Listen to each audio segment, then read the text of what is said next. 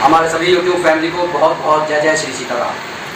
जैसा कि आप सभी को मालूम है कि 27 तारीख से गणेश चतुर्थी जो गणेश उत्सव की शुरुआत हो रही है और सभी लोग गणपति बप्पा को अपने घर पर लेकर आएंगे, उन्हें विराजमान करेंगे, उनकी पूजा करेंगे और 11 दिन के बाद 6 सितंबर को उनको जाकर विसर्जित भी कर देंगे। हालांकि ये उत्तर भारत की परंपरा नहीं है, ये दक्षिण भारत की परंपरा है, लेकिन फिर भी लोग ऐसा करते हैं।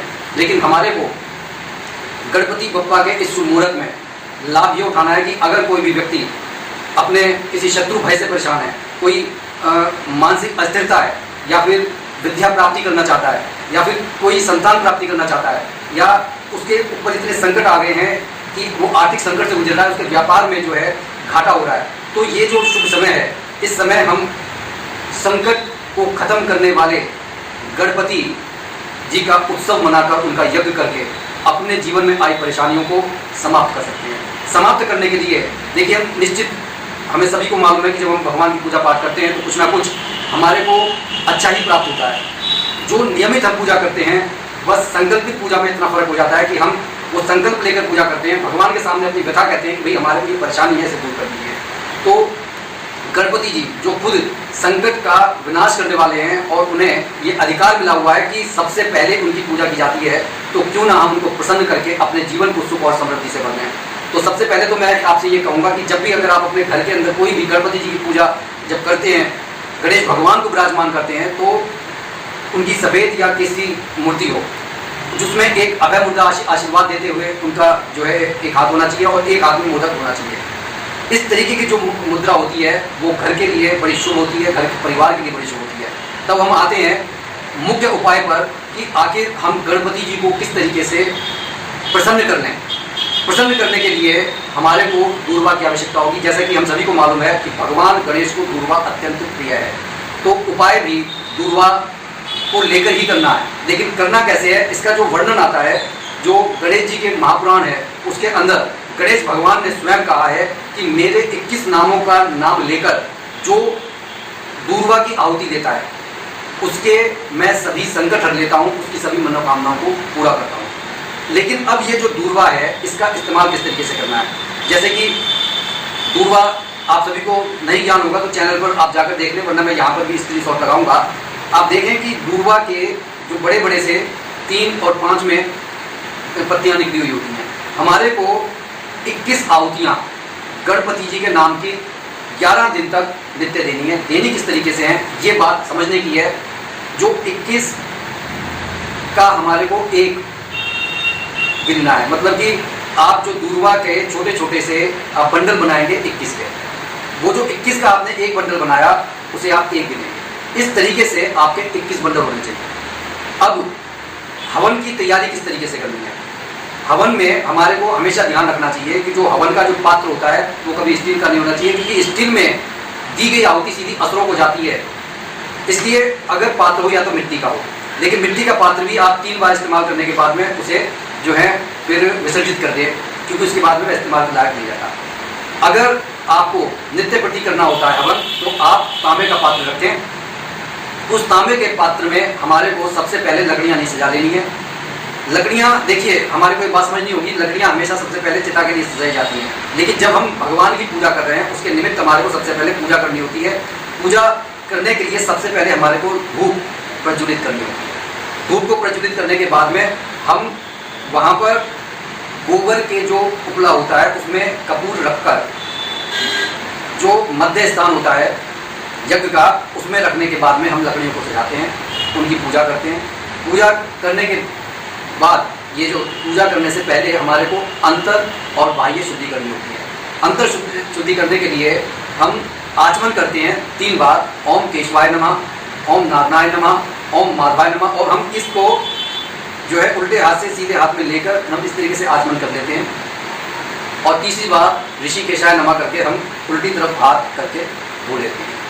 उसके बाद हमारे को अपने जो सामने बाह्य शुद्धि करने के लिए उसके लिए हम पुष्प को लेकर, जो हमारे पास में जल रखा हुआ है गंगा जल, उसमें डुबोकर हम ओम पुंडरीकाक्षाय नमः, ओम पुंडरीकाक्षाय नमः, ओम पुंडरीकाक्षाय नमः, ओम पुंडरीकाक्षाय नमः इस तरीके से कह देंगे। और अब लेंगे हम संकल्प।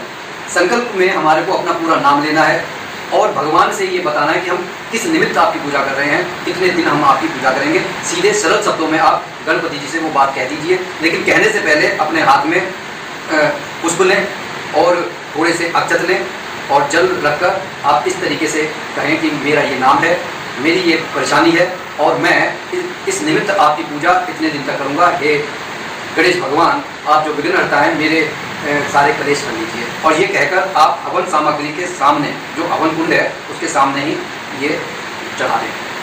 अब आपको लकड़ियाँ आपने सजा दी हैं, सारा कार्य आपने कर दिया है। अब जो आपने जो 21 बंडल बनाए हैं, आपको 21 ही नाम लेने हैं। वो मैं आपको स्क्रीन पर वो डिस्प्ले हो जाएंगे। उन 21 नामों में जो नाम हैं, जैसे कि ओम गणेशाय नमः, अब हमारे को ये नाम पूरा बोलना है। उसके बाद में ये नाम, ये जो दूर्वा है, इसे थोड़े से घी में डुबोकर आपको ये नाम बोलते हुए ओम गणेशाय नमः स्वाहा, और इसे स्वाहा कहते हुए अग्नि में डाल देना है। इसी तरीके से जो 21 नाम हैं आपको वो बोलने हैं। शुरू में आपको थोड़ा सा समय लगेगा, बाद में ये कार्य बड़े आसानी से होने लगेगा। अब कई बार ऐसा होता है कि देखिए दूर्वा व्यक्ति को मिल नहीं पाती। हालांकि इस समय मौसम चल रहा है, वहाँ पर हर जगह दूर्वा के मिलने की पूरी संभावना होती है। लेकिन अगर नहीं मिलता है तो आप बूंदी के लड्डू बना लें, या फिर गुड़ के लड्डू भगवान गणेश को अत्यंत प्रिय हैं। तो ज़्यादा बड़े लड्डू बनाने की जरूरत, जो कंचे छोटे आकार के कंचे होते हैं, आप 21 लड्डू इस तरीके से बनाएं। एक लड्डू फालतू भी बनाएं, क्योंकि देखिए पूर्णाहुति करनी होती है, हर चीज़ की पूर्णाहुति करनी होती है। तो इसलिए आप जो हवन कर रहे हैं भगवान के निमित्त, अपने संकटों को बचाने के लिए, अपने आप को संकटों से बचाने के लिए, तो एक लड्डू आप फालतू बनाएं, वो पूर्णाहुति के काम में आएगा। अगर बाई चांस वो लड्डू भी नहीं होता है, तब आप एक सुपारी का आपको इंतजाम करना होगा। मतलब पूर्णाहुति अत्यंत जरूरी होती है। पूर्णाहुति के बाद आरती जरूरी होती है।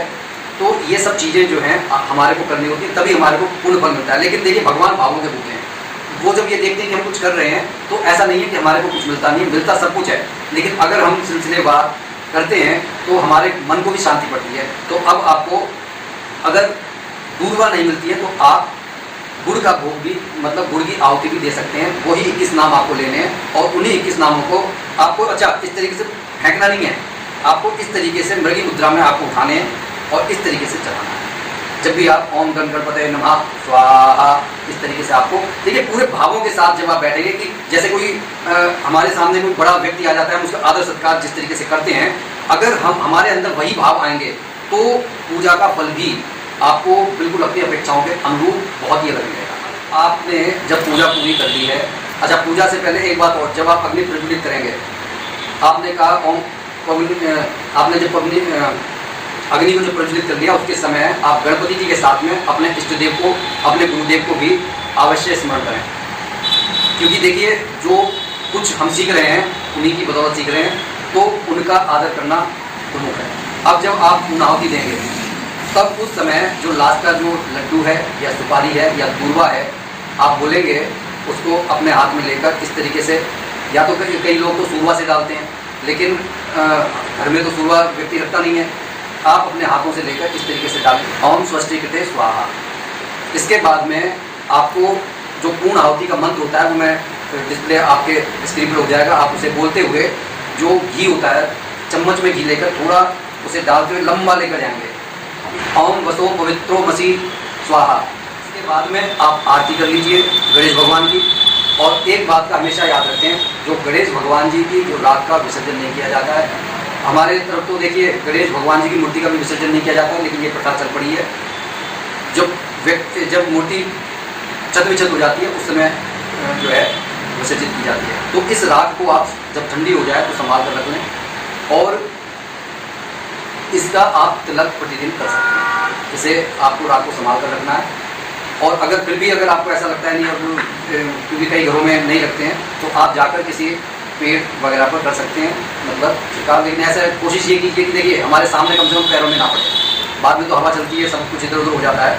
तो ये छोटी सी प्रक्रिया करके आप 11 दिन की ये प्रक्रिया आप करके देखिए, आपके जीवन में अमूलचूल परिवर्तन होगा। लेकिन बार बार यही बात आती है कि देखिए जब हम संकल्प लेकर साधना करते हैं और पूरे मन और निष्ठा से प्रभु को समर्पित कर देते हैं, तो निश्चित ही हमारे जीवन में बदलाव आता है। तो इस शुभ मुहूर्त को किसी भी हालत में आप अपने हाथ से मत जाने दीजिए, क्योंकि देखिए सारे दिन एक से नहीं होते।